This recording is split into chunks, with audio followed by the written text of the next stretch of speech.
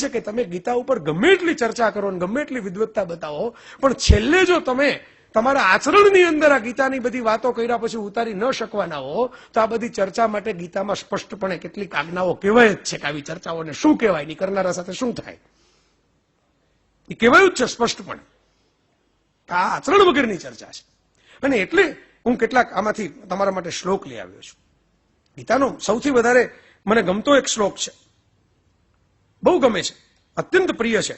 અને એ શ્લોક આપણો એ છે કે અધ્યાય 6 પહેલો શ્લોક છે, કર્મણ્યેવાધિ કારસ્તે વાળો શ્લોક છે ને. એમાં ઘણા બધા કન્ફ્યુઝન થયા, પણ આમાં કોઈ કન્ફ્યુઝન નથી. આ એટલો સિમ્પલ શ્લોક છે.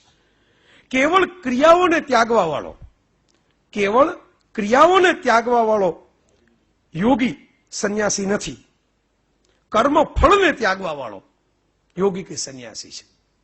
મોટા ભાગે આપણા જે ત્યાગ હોય છે ને, ત્યાગ નથી હોતા, એક્સચેન્જ ઓફર હોય છે.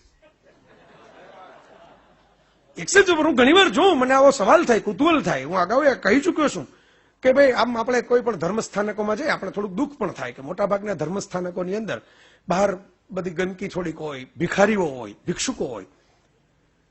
પછી આપણે એમ કહીએ કે બહાર જો બધા ભિખારીઓ બહુ છે, આમ છે તેમ છે, લોકો એમાં પછી વીઆઈપી દર્શનની ટિકિટો લઈને અંદર જતા રહે. કારણ કે વહેલા આમાં એને દર્શન કરવા છે કે દર્શન આપવા છે આપણને ખબર ન પડે, એટલી ઉતાવળમાં હોય. અને અંદર જતા રહે. પછી મને એવું થાય કે આ બહાર આપણે એમ કહીએ કે આ પેલા ભિખારીઓ બહાર બેઠા છે, તો અંદર કોણ બેઠું છે? આ અંદર લાઈન લગાડીને જે ઉભા છે એ કોણ છે? એ ભિક્ષુકો જ છે. લિસ્ટ લઈને જ આવ્યા સીધે સીધું કે આ ઓલું ઠેકાણું આપણી દીકરીનું કરી દેજો, આ ઓલી પાર્ટનરશિપનું આપણો ઓલો કેસ ચાલે છે આ વખતે પૂરો કરાવી દેજો. હવે વિચારજો, આ લઈને જ આવ્યા છે, આખી યાદી લઈને આવ્યા છે. એ ત્યાં માગે છે, એ 5-5, 10-10 કરોડનું માગે છે, ઓલા બિચારા 5-5, 10-10 રૂપિયાનું માગે છે. આટલો જ ફરક છે, આટલો જ ફરક છે. શું કામ? કારણ કે આટલી બધી ચર્ચા કરી. હું તો ઘણી વખત ગુજરાતીમાં કે એમાં અનુવાદ આપણે ખોટો કર્યો. કર્મણ્યેવાધિ કારસ્તે મા ફલેષુ કદાચન, એમાં ક્યાંય એવું કહેવામાં આવ્યું જ નથી. આ નવી પેઢીને ગમે એવી વાત છે, એને પસંદ પડે એવી વાત છે, અને આજના જમાનામાં જરૂરી લાગે એવી. આ ડિપ્રેશનનો યુગ છે. ભારતમાં સૌથી વધારે યુવાનોના આપઘાત થાય છે. ઓફિશિયલી સૌથી વધારે યુવાનોના. તમે એકેડેમિક રિપોર્ટ શું, આવી તો કઈ ચિંતા આપણે કરતું નથી, આવી કોઈ વોટ બેંકને લગતી કોઈ વાત નથી, એટલે આપણે ત્યાં એની બાબતની કોઈ બહુ ચર્ચા થતી નથી. પણ સૌથી વધારે યુવાનોના આપઘાત આ દેશમાં થાય છે. એટલા ફ્રસ્ટ્રેટેડ છે, એટલા બધા અકળાયેલા છે, એટલા બધા મૂંઝાયેલા છે, એટલા બધા દિશાહીન થઈ ગયા છે, ઉદાસીન થઈ ગયા છે. ત્યારે આ વાત બહુ મહત્વની છે. એમ ક્યાં કહેવામાં આવ્યું કે કર્મ કરતો જાય ફળની આશા ન રાખતો? આશા એવું આ સંસ્કૃતમાં કેમ અનુવાદ થાય? અધિકારનો મને સમજાવો. ફળ ઉપર તારો અધિકાર નથી. આશા રાખને તો તારે રાખવી તો રાખજે, ઇટ ઇઝ ઇમ્પ્લાઇડ, પણ અધિકાર તારો નથી, આ યાદ રાખજે. કોઈ પ્રેમી હોય અને કોઈ અભિસાર માટે એમ કે નીકળો હોય, અને કોઈ એમ કે એની પ્રિયતમાને એમ કે ભાઈ તમે મને બહુ ગમો છો, હું તમારી સાથે લગ્ન કરવા માંગુ છું. રૂકમણીએ કહેલું કૃષ્ણને આવું પત્ર લખીને, એટલે કૃષ્ણએ આ પાડી, સંમતિ આપીને લઈ આવ્યા. બરાબર. હવે ન આપ્યું હોત તો રૂકમણી એમ કે હું તો ઉપવાસ આંદોલન કરું, એમ કેમ ચાલે? હું સત્યાગ્રહ કરું કાલથી કૃષ્ણના ઘર સામે. મેં પ્રેમપત્ર લખ્યો એટલે મને સ્વીકારવી જ પડે, એમ થોડું ચાલે. તો ન ચાલે ને. કારણ કે કૃષ્ણ એમ કહી શકે ને કે ભાઈ જિંદગી મારી જીવવાની છે ને, આ તો કઈ એકલાનું ડિસિઝન થોડું છે. એમ 50% હા હોય એમાંથી થોડું પૂરું થાય, બીજી 50% હાઈ હોવી જોઈએ ને. એમ તો મારો મુદ્દો આ છે મિત્રો, કે કર્મ કર્યું રૂકમિણીએ, એના ઉપર એનો અધિકાર હતો. પ્રેમપત્ર લખવાનું કર્મ કરવું જોઈએ, એને કર્યું. ન કર્યું હોત તો આજીવન એનો અફસોસ થાત કે મેં ક્યારે જતાવ્યું જ નહીં, મેં ક્યારે કહ્યું જ નહીં.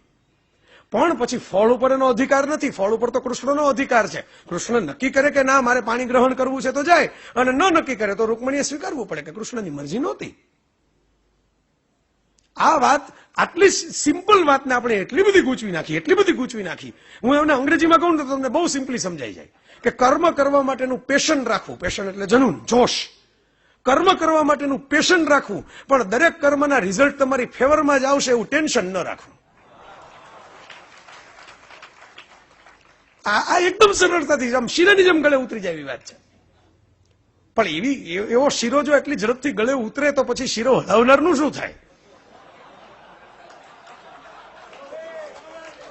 ત્યાંથી બધી ગલગલો શરૂ થાય. એટલે એમાં બદામ નાખે ને, એમાં પિસ્તા નાખે ને, તમને ચાવવામાં થોડીક મહેનત પડે ને, તમારા દાંત થોડા કઠે, એવું કંઈક નાખતો જાય એટલે પછી ગળે ઉતરે જ નહીં. તમારે ચાવે જ રાખવું પડે સતત. આટલી મેં કહ્યું ને, આટલી સિમ્પલ વાતોને આપણે એટલી કોમ્પ્લિકેટેડ કરી નાખી. નવી પેઢીના ગમે એવી વાત છે ને, ડિપ્રેશન જ ના આવે. તમે એક્ઝામના પેપર આપો, તમારું કર્મ છે. કર્મ પૂરી જોશથી કરવું, પૂરા હોશથી કરવું. તમારી જાત રેડીને કરવું, આખી રાતનો ઉજાગરો કરીને કરવું, ત્યાં સ્થિતપ્રજ્ઞ ન થવું કે હું તો સ્થિતપ્રજ્ઞ છું ભાઈ, મારે કયું પરીક્ષા ને મારે શું લાગે વળગે, મારે એને ભણવાનું શું લાગે વળગે, ભગવાનને ભણાવવો હશે તો મને અંદરથી જ્ઞાન આપશે એની મેળે મેળે. તો સાંદીપની ઋષિના આશ્રમમાં ગયા જ નહોતા, આખે આખું સિંહાસન મૂકીને મથુરાનું ઉગ્રસેનને સોંપીને અવંતીપુર ગયા જ ન હોત કૃષ્ણ ભણવા માટે. પાવરને બદલે જે નોલેજની પસંદગી કરે એને પાવર ફોલો કરતો કરતો આવે. એ બાપી કી વારસા વાળું મથુરા ઉપર ન બેસે પણ પોતાની સોનાની દ્વારકા ગુજરાત આવીને બનાવે. આ રિયાલિટી છે કૃષ્ણ ચરિત્રની. એટલે હું આ તમને કહું છું કે આ એટલી બધી ગૂંચવી નાખી કે એક્ઝામના પેપર આપવા તમારા હાથમાં છે, બેસ્ટ જ્ઞાનની તૈયારી કરીને આપવા તમારા હાથમાં છે, પણ હવે ચા પીધા વગર જોવાશે કે ચા પીને જોવાશે એ જોવા જવું તમારા હાથમાં નથી. એ પરિણામમાં શું થશે એ તમારા હાથમાં નથી. પણ પેપર માટે જો તમે કર્મ વ્યવસ્થિત કર્યું હશે તો એ બોલશે ખરું. વિન્સેન્ટ વાન ગોગ ફૂટપાથ ઉપર ભરી ગયો, મહાન ચિત્રકાર વિશ્વનો, ફૂટપાથ ઉપર દારૂણ ગરીબીમાં, અર્ધ પાગલ જેવી અવસ્થામાં, ગાલી ફાકા મસ્તી કે દિન કરતા કરતા દિલ્હીની ગલીઓની અંદર ખતમ થઈ ગયા. તમે વિચાર કરો, પણ કર્મ કરીને ગયા હતા, કર્મનું ફળ ત્યારે મળ્યું નહીં, ફળ ઉપર અધિકાર હતો નહીં, ફળ કોઈ આપ્યું નહીં. પણ આજે તમે વિચાર કરો, એસએમએસમાં ઘરની બનાવેલી શાયરી લોકો મોકલતા હોય ને તો નીચે ગાલિબ લખી નાખે, કારણ કે એક જ નામ યાદ આવે. શાયરમાં બીજા નામ યાદ કોણ આવે પાછા?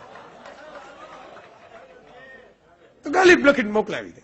વિન્સેન્ટ વાન ગોગના ચિત્રો વિશ્વના મોંઘામાં મોંઘા વેચાયેલા ચિત્રો, સળગતા સૂરજમુખી, સનફ્લાવર્સ, સૌથી મોંઘા વેચાયેલા ચિત્રો. કર્મ તમે કરીને ગયા હશો તો ફળ ઉપર તમારો અધિકાર નથી. તમારી એ દૈવ યોગે જયારે મળવાનું હશે ત્યારે મળશે, એ ચિંતા તમારે નથી કરવાની. તમારે ચિંતા એ કરવાની છે કે હું કર્મ બરાબર કરું છું કે નહીં, મારા ઉપરવાળા માસ્તરે મને જે લેસન આપ્યું છે એ લેસન મેં બરાબર કર્યું કે નહીં, આ ચિંતા તમારે કરવાની છે. એમાં સ્ટાર કેટલા આવ્યા ને એ ગ્રેડ મળ્યો કે નહીં ચિંતા તમારે નથી કરવાની. એ ચિંતામાં પડશો તો કર્મ ઉપરથી ફોકસ જાશે ધીરે ધીરે, સ્ટાર ઉપર ફોકસ વધશે. આ આટલી સિમ્પલ વાત મેં કહ્યું એમ, આખી નવી પેઢીને ગીતાને જો આટલું દોહન આપવું હોય તો આટલું જ આપવાનું છે, આટલું જ આપવાનું છે કે તમે થોડું ઘણું એટેચમેન્ટ